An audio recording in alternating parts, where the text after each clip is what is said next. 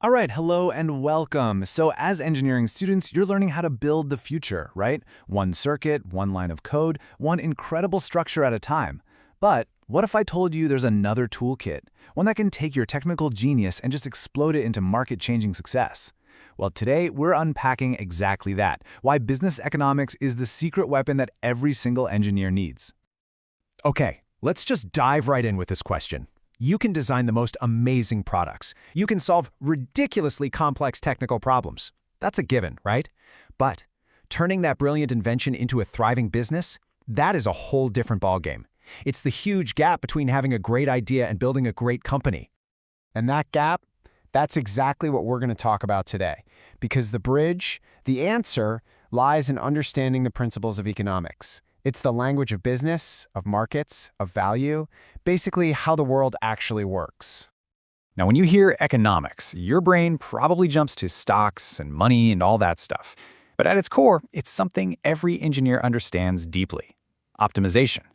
It's the science of making the best possible choices when you have limited resources, whether that's time or materials or, money. It's all about figuring out how to use scarce things to get what you want. Sound familiar? It totally should. So to build this new toolkit, we've got to start with the big picture. Before you can build a successful business, you need to understand the environment, the world it's going to live in. And that brings us to the world of macroeconomics. This is such a great way to think about it. Microeconomics is like looking at a single tree. You're focused on how one company sets its prices or why one person buys a certain phone. Macroeconomics, on the other hand, is about seeing the entire forest, the health of the whole national economy, overall jobs, inflation, the works. We're going to start with the forest. And one of the most important vital signs for that forest is something called national income. To put it simply, it's the grand total value of everything a country makes and does in a year. It's the ultimate report card. This number tells you if the economy is growing, if it's shrinking, or if it's just stuck. And this income, it doesn't just appear out of nowhere. It moves in this constant flowing loop. You see it right here. Households, that's you and me. We provide our work, our skills to businesses. In return, businesses pay us wages and profits. And what do? We use that money to buy the stuff those very businesses create. It's this incredible self-sustaining cycle that powers the whole economy. The big number you always hear about is gross domestic product, or GDP. It's the most common way we measure all this activity. And it's basically adding up four key things. You've got C for consumption. That's all the stuff we buy. Then I for investment, which is what businesses spend on new factories and tech. G is for government spending on things like roads. And finally, NX for net exports, which is just what we sell to other countries minus what we buy from them. That's it. But here's the thing. The economy isn't some calm, glassy lake. No, it's more like an ocean with some pretty big, powerful waves. So in this next part, we're going to learn how to ride those waves by understanding two of the biggest forces out there: inflation and the business cycle. First up, inflation. And you have definitely felt this one. It's that sneaky process where, over time, everything just seems to get more expensive.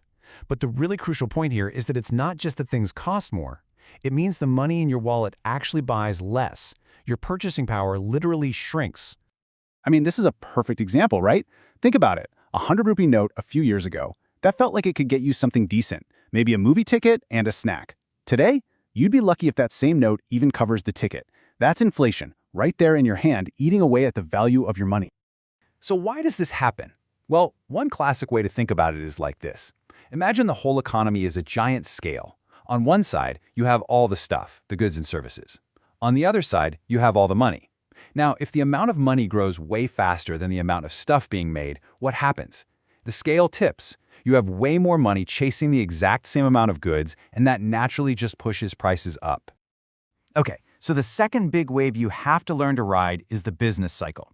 See, economies don't just grow in a nice, neat straight line. Nope, they move in cycles, these up and down waves of growth, which we call expansion, and then periods of decline, called recession. It's a natural, predictable pattern, and every business has to navigate it. And this breaks down the four phases perfectly. You start at the top, right? Prosperity, the boom times. Everything's going great. Profits are up, jobs are easy to find. Then, things start to slow down. That's a recession. If it gets really, really bad, it becomes a depression. But then, eventually, things start to pick up again, in the recovery phase. And that leads you right back to another boom. Your future company needs a plan for every single one of these phases. Okay, so we've seen the whole forest. Now let's zoom way in, right down to the individual tree, which is your future business.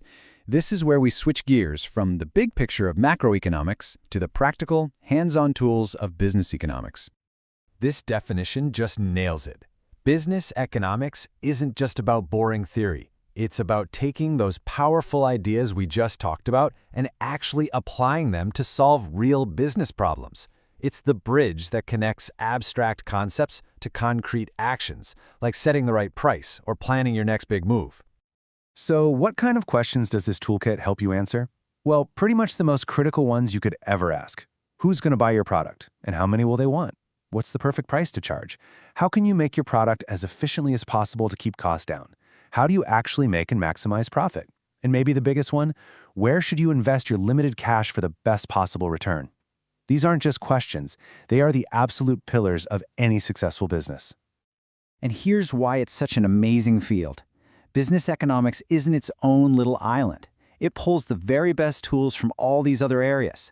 It uses the logic from economic theory, the precision of math and stats, and the real-world application of management and operations research. It's this powerful, integrated weapon for solving super complex problems. All right, let's bring it all home. How does knowing all of this become your secret weapon? How does it give you a massive edge over someone who only knows the tech side of things? This quote right here, it sums up the entire goal perfectly. Your job isn't just to run a business day to day. It's about seeing the future. It's about looking at all those economic waves, all the changes in tech, in what people want, and government rules, and not seeing chaos, but seeing opportunity. It's about turning change into profit. So, let's end on this, because it's the most important point of all. Your engineering skills, they are incredible. They let you build the product. But understanding these economic principles, that lets you build the empire. It's the difference between being just an inventor and being an innovator who actually changes the world. So I'm going to leave you with this thought. Right now, in your classes, you are mastering the technical skills to build pretty much anything you can imagine. And now, you have the economic blueprint to turn those incredible creations into real, thriving businesses. So the only question left is, what are you going to build?